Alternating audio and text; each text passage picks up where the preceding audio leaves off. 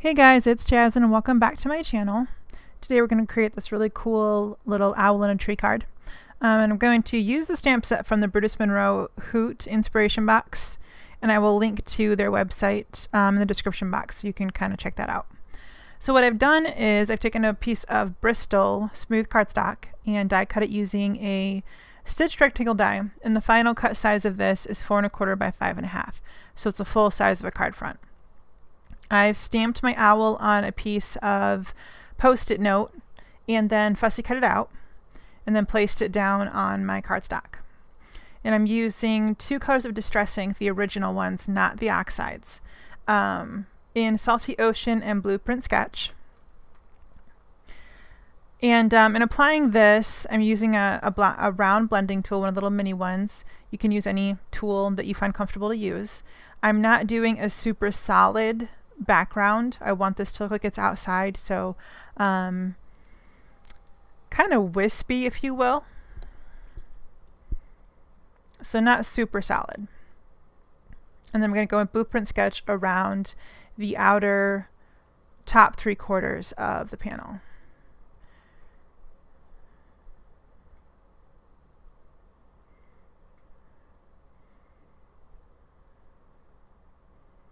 And if you have trouble ink blending, I know a lot of people do, one of the things that tends to help is if you hold your blender tool at an angle so you're not flat to the surface, and that leads to less friction, which means easier blending.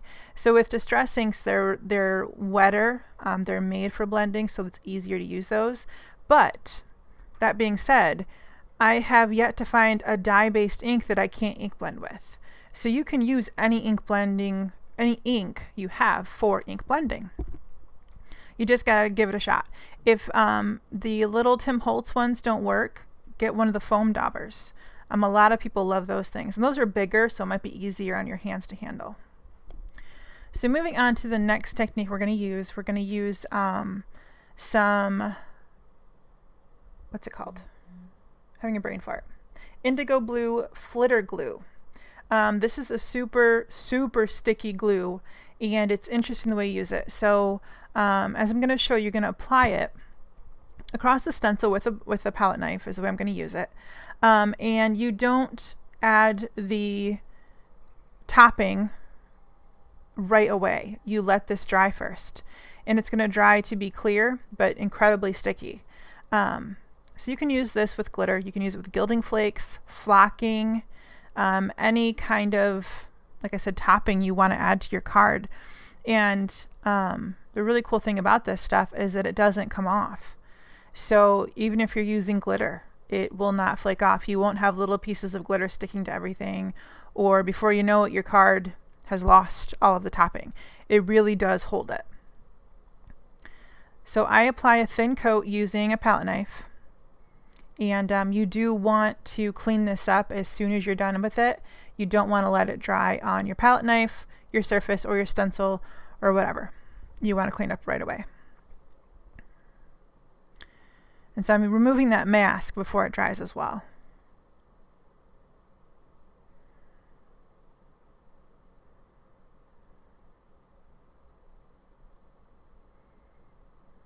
So here it is dry, so you can see that it's completely clear. You can see where it is, but none of it's white. And we're going to go in with some ultrafine glitters. And I'm using an old gold and a teak. And the teak is like a super dark brown, like an espresso brown. Almost black, but not quite. So I'm just using the end of my tweezers to kind of scoop up a little bit of that and put it down.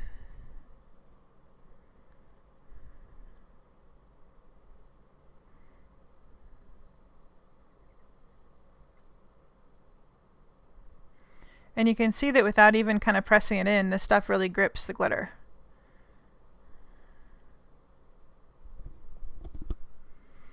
And I've got a Swiffer duster cloth, the one that goes on the little handle, to kind of clean up the excess glitter that I don't. I do scoop some of it up back into the jar. But for the rest of it and over the card itself too, I'll use the Swiffer cloth to get rid of the excess.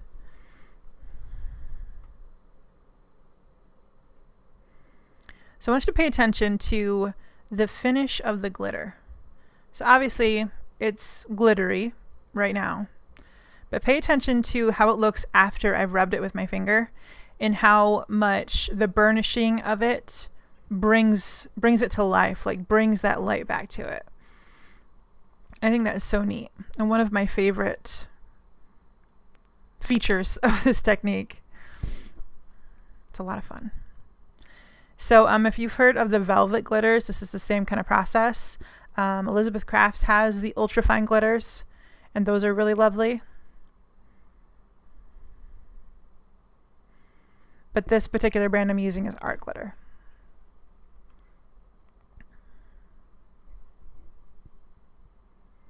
I did scoop this back up and put it in a little baggie so I could use it again later.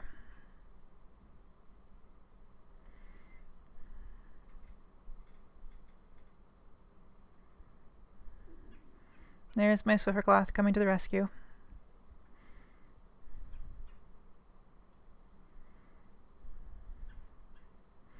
So now we're going to go in with some Copic markers, and I'm not doing anything super elaborate. I'm just using basically one or two colors on the rose and the green parts. I call this a tattooed owl, and this stamp comes from the Brutus Monroe stamp set in the inspiration box. And I just think this is a really beautiful image. So I'm using three colors of RV markers, 21, 23, and 25. And I'm just doing that to give my rose a little bit of definition. These are really small spaces, so don't worry about it if you don't have several colors to add all kinds of depth and shading. It's not going to matter with how small this image is. You want to save that really elaborate work for bigger images where you can really shine.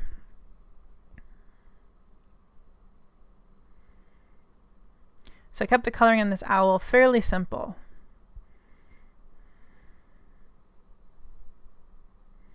So the G02 and G05 that I used for the leaves, and then I did the leaves around the eyes. They don't have to be leaves, you can color them any color you want.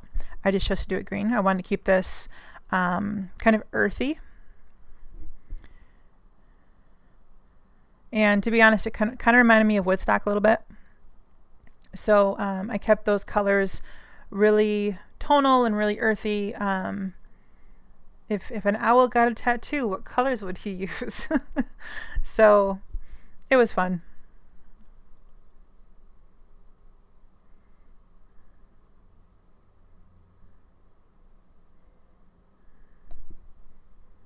Then you went in with some G17 to add a little bit more depth here and there.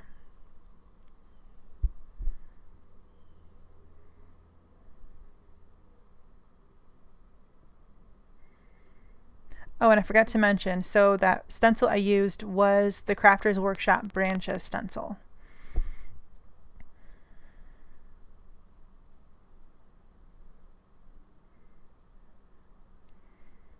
And so the stencil and glue and glitter actually gave me quite a bit of dimension, and so it's a little bit, doesn't come through in the final pictures quite so much, but in real life it really looks like the owl is sitting back into a tree, and it's a really cool effect. And if you don't have glitter glue, what you could do is use embossing paste through the stencil, cover it with a gold or a brown or copper embossing powder. Wait for that to dry completely and then heat emboss it. So give it like a day to dry and then heat emboss it. And you'll have a really smooth metallic look to it. That'll look really cool too.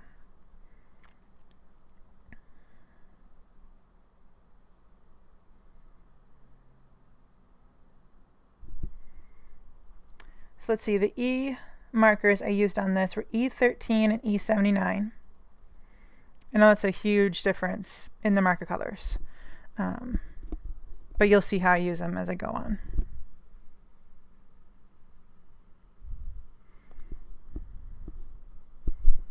There's G21 for the eyes.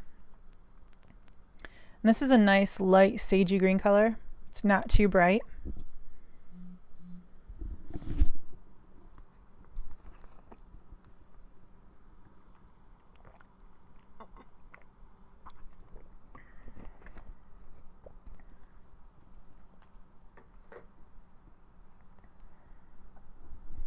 And back in with the pink around the wing.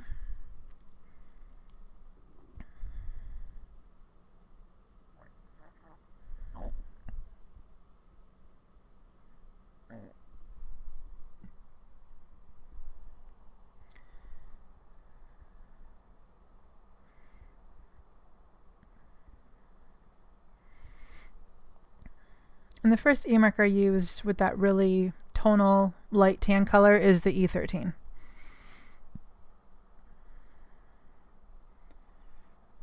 So I've got B01 first on the wing to kind of fill in that pink and green part.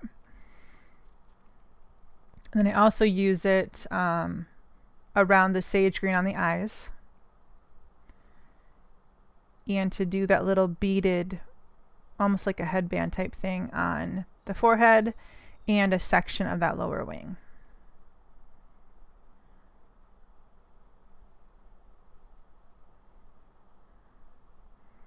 And I'm using RV23.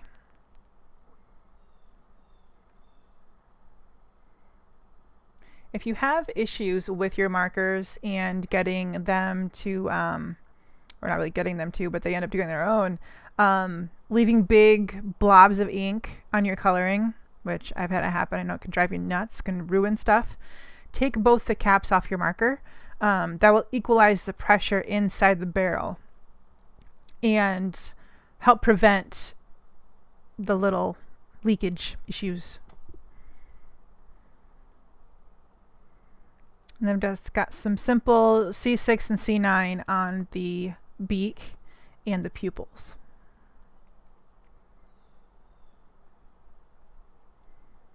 Oh, I used the E79 was on that lower branch that the owl's sitting on. I was trying to remember where I used it, and that's where. Forgive my hair. I do apologize. Sometimes I have to get really close to the image to see it.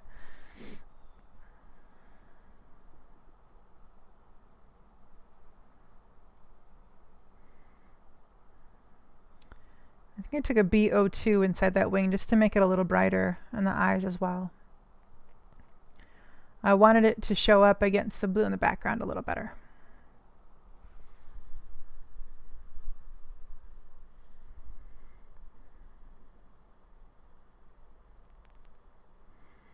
So here I'm adding a really simple sentiment. This is also from the same stamp set, and it's Blessed.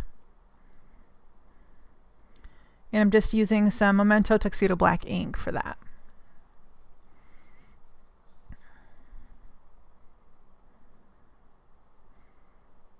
You could also put a banner over it for your sentiment, but I didn't want to cover up any of the trees. So that's why I went with just the simple Blessed on the bottom. And that's pretty much the card. I attached this to a card base and kept it really simple, really lovely, really fun.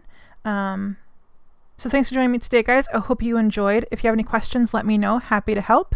And we will catch you next time. Have a great day, guys. Bye-bye.